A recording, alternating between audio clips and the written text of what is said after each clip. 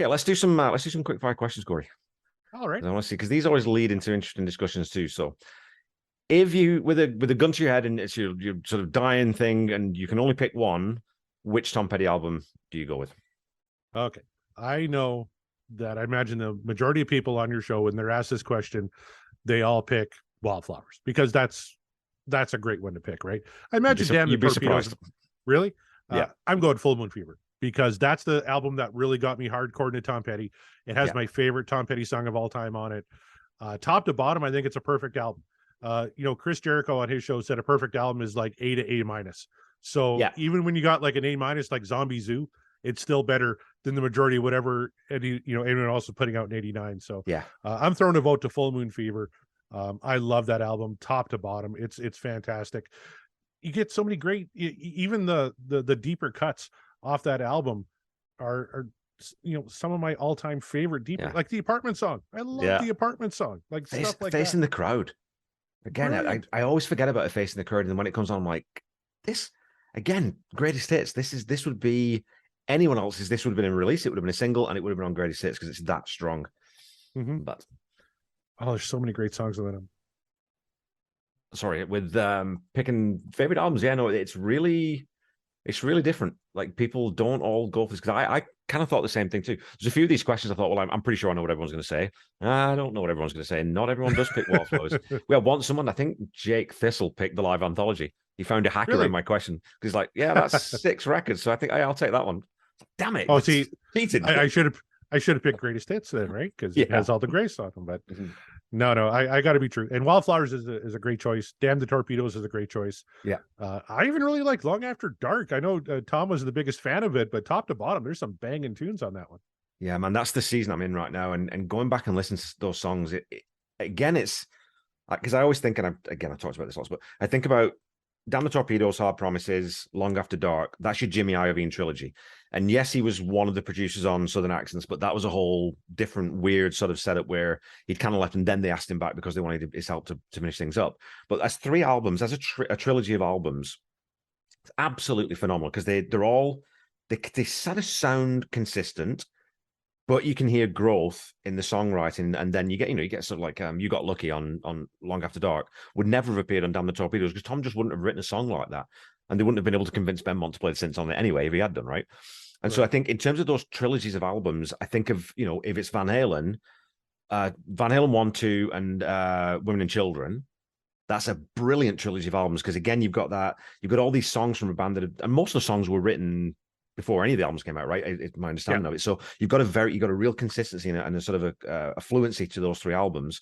Or then you get to 51, 50, or 8812 for Unlawful Carnal Knowledge. You get those 3s. I always see 3s when I always look for those when I'm thinking about music and catalogs. It's Sheer Heart Attack, Night at the Opera Day at the Races. The same thing. You've got this weird little 3 thing. So I always like looking for those. And for me, Long After Dark is the perfect capstone to that Iovine trilogy. Doesn't have a lot of it's got You Got Lucky on there. It doesn't have like any of the huge hits, but top to bottom, spin that like I just spun it on vinyl here the other day. Top to bottom, it's a banging record. I don't think it gets enough credit. Yeah, and Change of Heart's on there, which again that one could have been on Greatest Hits. 100%, totally agree with you. All right, so here's your second quick fire question. And again, I always tell people the quick fire questions, but the answers are never quick, and that's fine. But so. I'm guessing that I'm pretty sure I know what you're going to answer. So Mudcrutch or Traveling Wilburys? Oh, this was an easy one for me. I didn't really get huge into the Mudcrutch thing. I love the Traveling Wilburys. Traveling Wilburys Volume 1 is another perfect album for me. End of the Line, one of my all-time favorite songs. It just lyrically it speaks to you, like even if the sun don't shine, it's going to be all right. Stuff like that.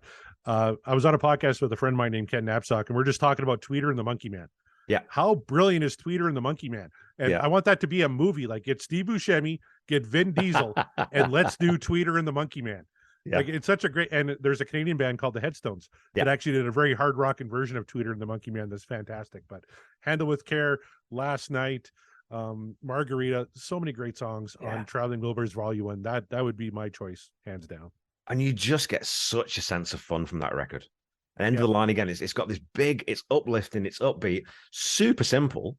And actually, when you listen to that as a drummer, Jimmy Keltner doesn't play a cymbal once on that entire song. All Isn't he's that playing is crazy? that straight backbeat, and it Yeah. sounds great. It's exactly what the song needs. Just beautifully put together. Then you listen to a song like Wilbury Twist, and it's all simple, like just constant with the crash, Yes. right? That's crazy. And well, man, we got to, and you know, as Canadians, we got to shout out John Candy for the video to that song, right? Oh yes, Doing the Wilbur was 100%. just the most fun you can have.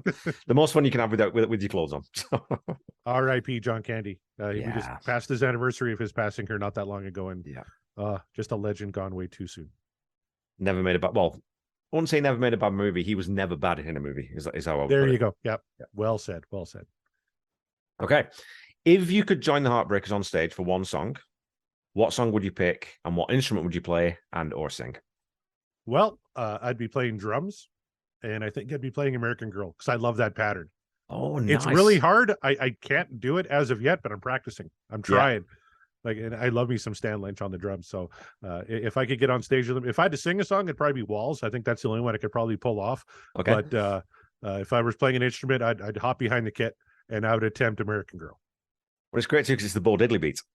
Yeah. That's exactly what it is. But it's on the kick snare, which is unusual. And the cool thing about that song too is I didn't know until after, you know, way after, and probably doing the research for this podcast was that they mic'd the way that kit was mic'd. It was either one or two basically overheads.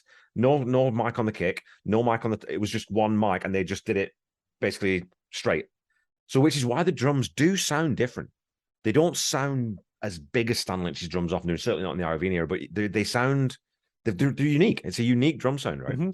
Yeah, 100%. How they recorded drums throughout the Heartbreakers' career is kind of legendary. Like they got a lot of interesting recording techniques out of those drums. It's great. Who would be your dream opening act at a Tom Petty concert? Well, you know what? I'm going to cheat, and I'm going to say a reunited Fleetwood Mac, because not only would we get Fleetwood Mac with Lindsey Buckingham and the whole 9 yards, but then Stevie Nicks can go play Insider, Stop Dragging My Heart Around, maybe even do I Need to Know.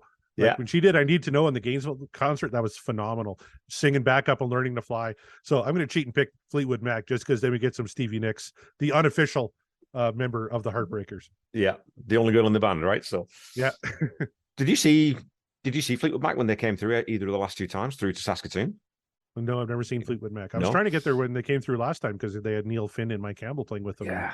That'd be cool to see Fleetwood Mac doing Running Down a Dream and Don't Dream It's Over from Crowded House. But just, you know, Saskatoon is still a 4-hour drive. And, you know, the stars have to kind of align for me to make it up there for a show. So unfortunately, I didn't quite make it. But who knows? Maybe they'll go out again with those two and I'll get another chance. I'm pretty sure they will. I mean, because Fleetwood Mac are not done. They're going to build to the greatest hits. I don't think they'll record another album ever, but I can see another 2-3 years they'll be out on the road again. I would be very surprised if they won't, because Stevie Nicks is still touring. She's still playing, so it would be she's going to do some stadium shows with Billy Joel.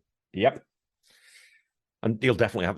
I'm trying to be interested to see what he brings her out, because he'll definitely bring her out for a song. I mean, a song or two for sure. So I'd be curious to see if they do, you know, Leather and Lace, or if they do Stop Dragging My Heart Around. They could imagine Billy Joel and Stevie Nicks doing Insider. That'd be a weird one. It would be weird, but I would like it. Stop Dragging My Heart Around would be really cool, though. Yeah, that seems like a natural. He could do that one. That's a little bit more up tempo. I think he'd probably do a better job of that one. So yeah, and his band is phenomenal. So they could do anything and kill it. They jump from AC/DC to Def Leppard to like whoever just happens to be in town that night. They bring on stage and they do one of their tracks. So it's pretty cool what Billy Joel's doing right now.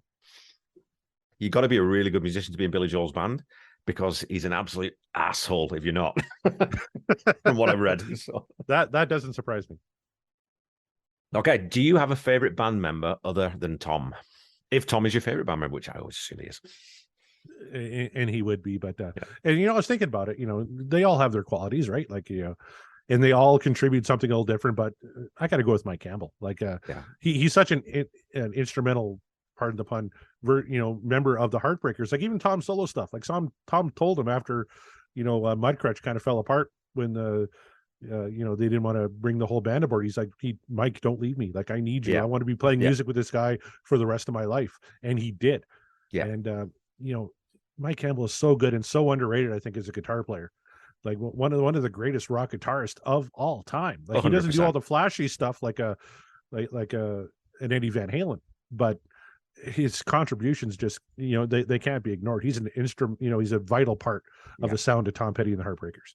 Well, you guys talk about this lots on the Van Halen podcast about, Eddie's quite often at his best when he's playing for the song, and he can melt your face anytime he wants to. He can play a million notes where one would do, but those solos where he plays are really tuneful, meaningful. I'm thinking like right now, the solo in Right Now wouldn't be on most Van Halen fans, list of top 5, top 10 Eddie Van Halen guitar solos. But for me, that's, or 5150, let's say, something like that, where it's so melodic and it just fits exactly what the song needs. And that's what Mike Campbell was just peerless at, right? It was finding exactly the right notes to play and the right notes not to play. So, yeah, couldn't agree more.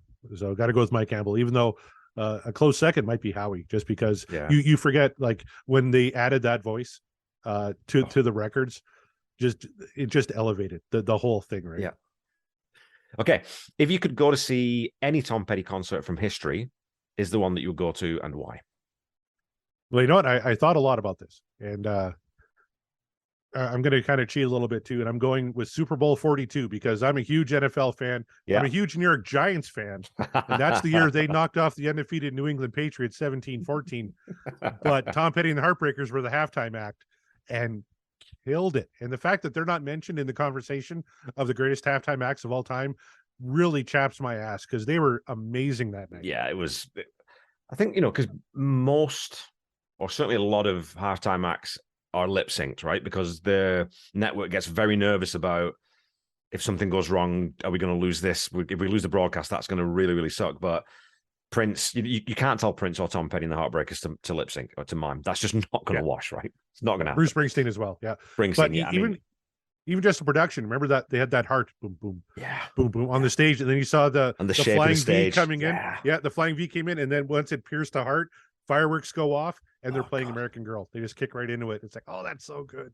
I genuinely, thinking about that, the mental picture of that, all the hairs on the back of my neck stood up, just remembering when you see the lights, and it's like, fucking, that's theater, right? That's going beyond just the music. Now this is theater as well. So yeah, and then they did a American Girl, I Won't Back Down, Free Fallin', and Running Down a Dream. Like, just a perfect 4-song set. 20-minute halftime. Perfect. Yep.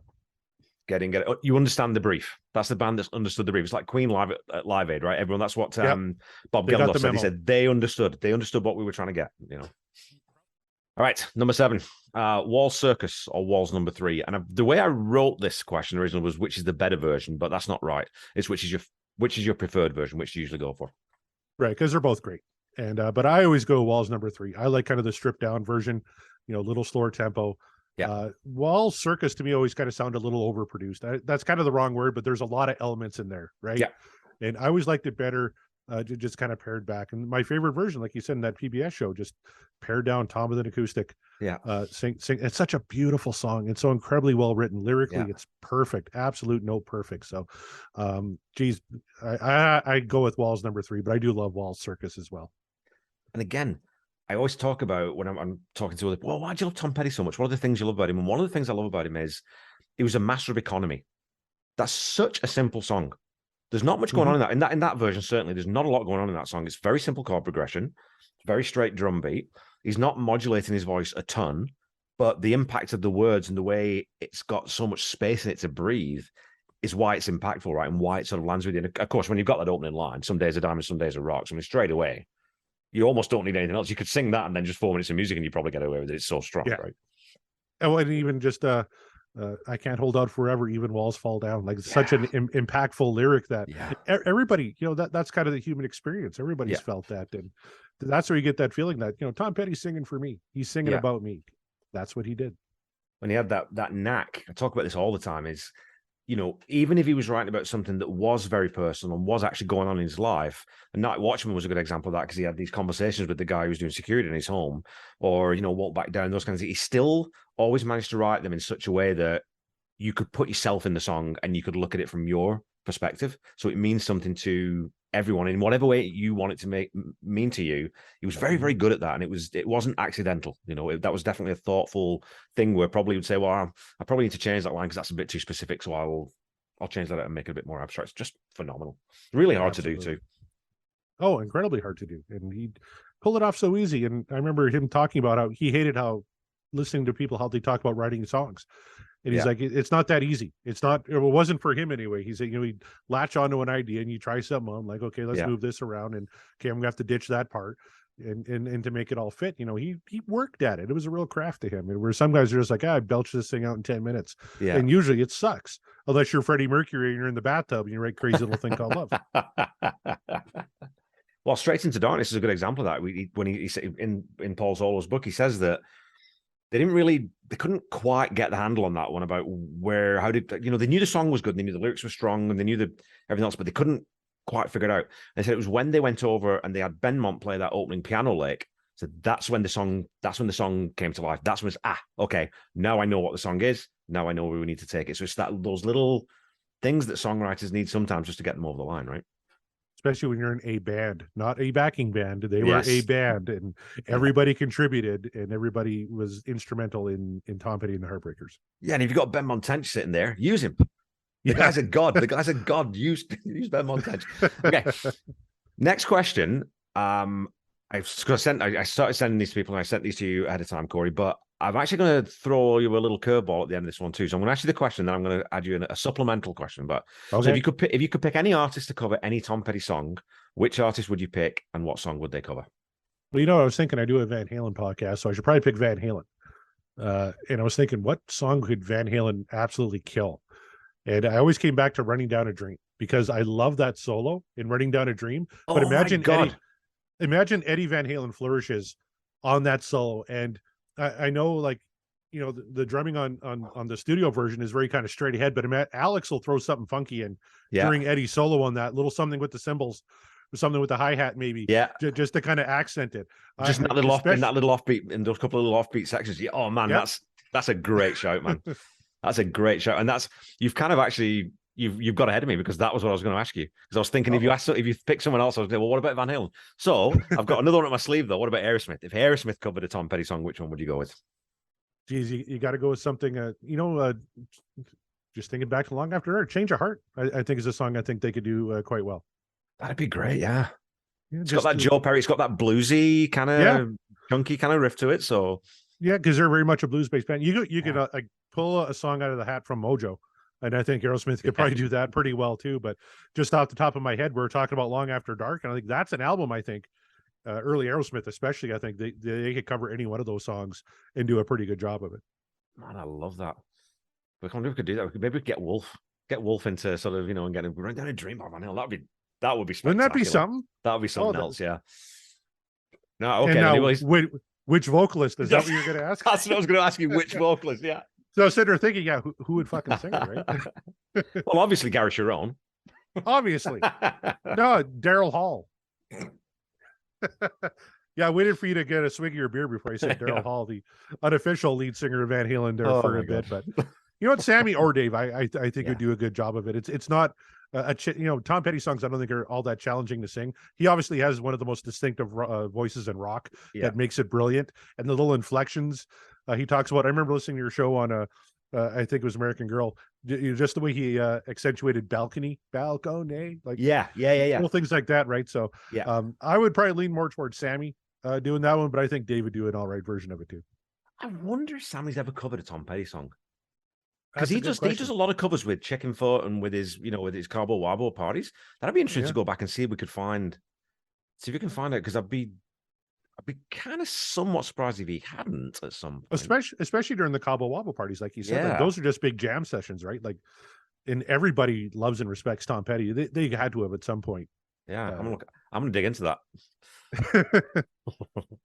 Okay, so is there a song that you most frequently recommend to people who don't know Tom's music? If someone says, okay, well, I don't really know anything about, maybe I know American Girl, what's the song that you would throw at them to say, well, this is where I would start?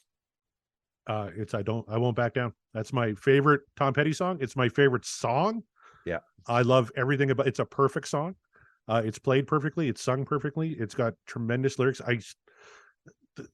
Whenever it comes up on shuffle, I never skip it. And I've skipped I'll skip the occasional Van Halen song. Running with the Devil, if I've heard that 100 times in the past, I'll give that a skip. And that's one of my all-time favorite bands. I never ever skip I Won't Back Down. I remember I went to a UFC event in Las Vegas, and Chris Weidman was fighting in the co-main event, and that was his walkout song. And when that hit, the whole place kind of erupted. Yeah. And just to hear that in that environment was so cool. Johnny Cash's version is brilliant. The stripped down acoustic version is brilliant. Yeah. I will still, whenever it pops up on shuffle, I will sing it at the top of my lungs, especially, and I will well up whenever he sings, "You can stand me up at the gates of hell, but I won't back down." That is just fucking brilliant. Yeah. Yeah. And when the University of Florida and the Gators, when they come out, then they play that at I think it's the halftime or something when they play, and you get this stadium of 90,000 people all singing it. It gets me, right. When you get that sort of thing where your breath hitches a little bit, it just really makes me really emotional in a good way. It's a happy emotion, but it makes me very emotional. It's like, fuck it. And it's a song that's meant to be sung by a throng of people, because it is. And it's like this, what I was saying earlier, though, it's very deeply personal. It's a very personal song, but look how it connects with people. Yeah, well, and Todd even said, like, he debated whether it was too personal, if he should like dial it back in a couple of parts. But like you said, it's personal for everybody. When Johnny Cash sang that song, it was personal to him. Yeah, and you could tell the way he sang that, right? When I hear that song, it's personal to me and experiences I had in my life, and it's an anthem for everybody, and that's what I love about it. Okay, so describe Tom Petty in 3 words. That is hard, because there's a lot of words, right? So I was trying to distill it down. What are the 3 words? First is songwriter, because I think Tom Petty's the perfect songwriter. And that's when I think of Tom Petty, that's the first word that comes to mind. He is just the epitome of a songwriter. It's so good. Second word, I'm stealing from Dave Grohl, because it fits so well. But when he was talking about Tom Petty, just like everything about him is so badass. This song is badass. Tom Petty's just a badass, and he's a badass. Who the hell stands up to their record company to get their publishing back and declares bankruptcy and like calls their bluff to the point where like, this kid's not backing down. Got his catalog back, got his own, imprint label and all that kind of stuff. Like, that is badass. The guy was a fucking badass. And 3, icon, because he's surpassed legendary. In my mind, icon is like, if there was a Mount Rushmore of rock and roll, Tom Petty's mug is right on that fucker. He is an absolute icon in music. He's one of my musical heroes that I just love dearly. And I'm so thankful you're doing this show, and I can go back and listen to the back catalog along with you, because you're a fantastic guy, and I love listening to you talk Tom Petty. And I'm so thankful you invited me on here tonight.